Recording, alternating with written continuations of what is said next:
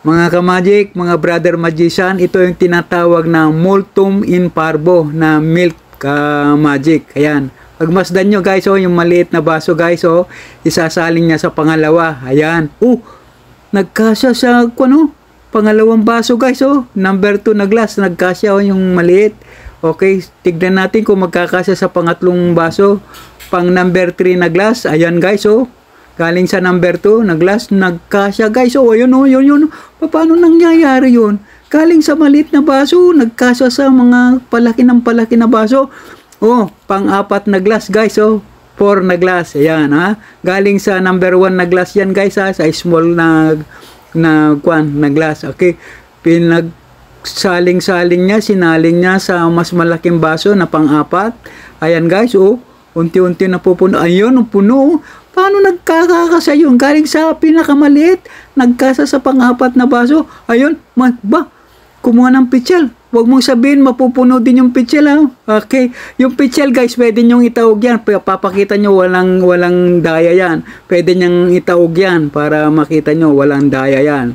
Okay, ayan guys, sinaling niya yung pang-4 na baso na glass sa pichel. Malaking pichel yan guys, malaki.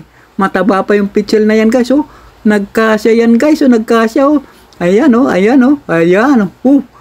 paano nagkasya? Galing sa maliit na gatas, tapos nagkasya sa panlimang pichel guys, pinakita niya maliit, nagkasya daw. Paano nangyari yan, prof? Ang ganda ng pagkagawa mo niyan, prof. Akong gumawa niyan guys, ha. Made to order kayo guys, pagka gusto nyong umorder niyan guys.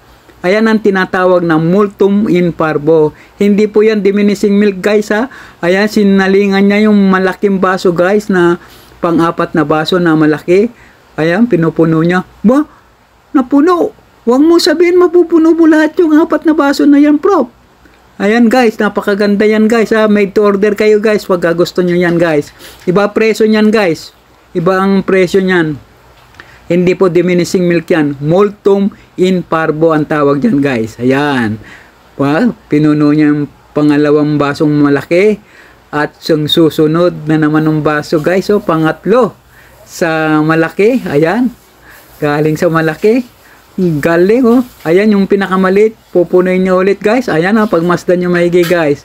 Okay. Yung mga gustong umorder guys, made to order tayo guys, ha. Kung gusto nyo yan. Ayan. Medyo mahal lang konti yan guys. Mas mahal yan. Ayan. Sinalingan niya yung pinakamalit na baso guys. Napuno lahat ang mga baso guys na galing sa maliit na gatas. Thank you guys. Maraming salamat. Thank you for watching. Ayan po guys ang tinatawag na multum in parvo. Maraming salamat and thank you for watching. Bye bye.